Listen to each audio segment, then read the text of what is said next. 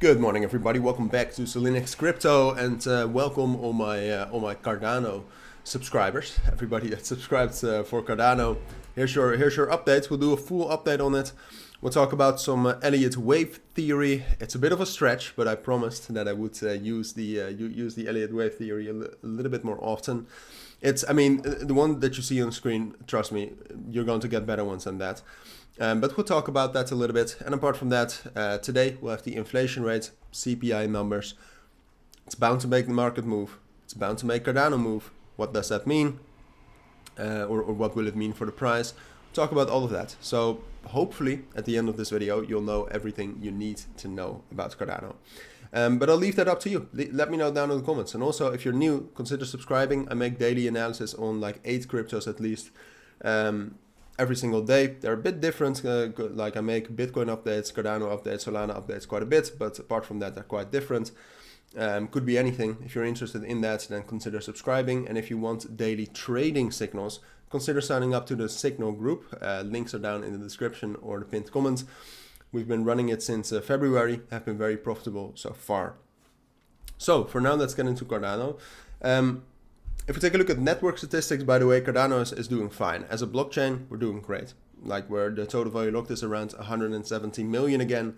We're getting towards those levels we were at. And we're not there yet, but towards those levels before the SEC lawsuits. Daily transactions, daily active address is fine as well.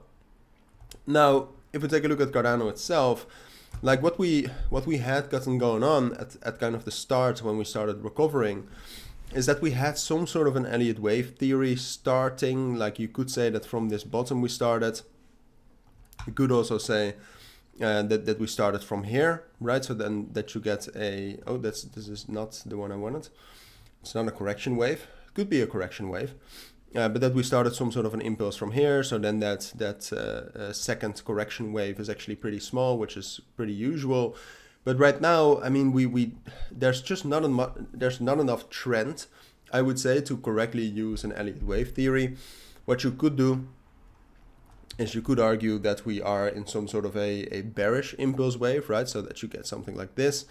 This is a possibility, all right? I cannot disprove something like that, all right? So that would mean that we're still going to get some sort of a leg down towards 16 cents. It's a possibility. If Bitcoin crashes, it's a possibility. Then Cardano will definitely crash as well. And some other news could also cause something like this. But this is not my main expectation for now. I think for now, it's actually better to really zoom in and see the structure for what it is. And that is some sort of a, well, I mean, you could call it anything you want. But it's some sort of a triangle, right? We have this bullish momentum, which is actually, I mean, this trend line is not the best thing, but you actually can see some bullish momentum as well. And then we have a bit of bearish momentum around the 30 cents level, pushing us back. Altogether, what I expect is that Bitcoin will actually get some bullish momentum. Like we have just seen, Cardano is actually doing fine on its own in terms of the blockchain network statistics. So altogether, what I do expect is that first of all, we can actually hold this market structure. And second of all, that at some point we will get a bullish breakout above 30 cents, find resistance at 31 cents, but then take a bullish break retest and head up towards 32.5 cents. That is what I think the most likely scenario is. Now, the inflation rate of today could destroy those ideas, or it could definitely help them. If the inflation rate is lower than expected, we can break above 30 cents, we have that bullish breakout, and we can easily get up towards that 32 cents area. Now, on the other hand, if it's actually higher than expected, what could happen, and I don't think this is necessarily disastrous, but I do think we can lose some of our bullish momentum, like we can drop down to 27.5 cents.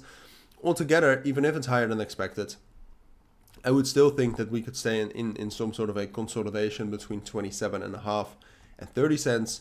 And I still do think that at some point from there, we would be able to break above 30 cents and get up towards 32 cents. So altogether, that's just what I expect. The way we do that and when we do it depends a little bit on market circumstances and news.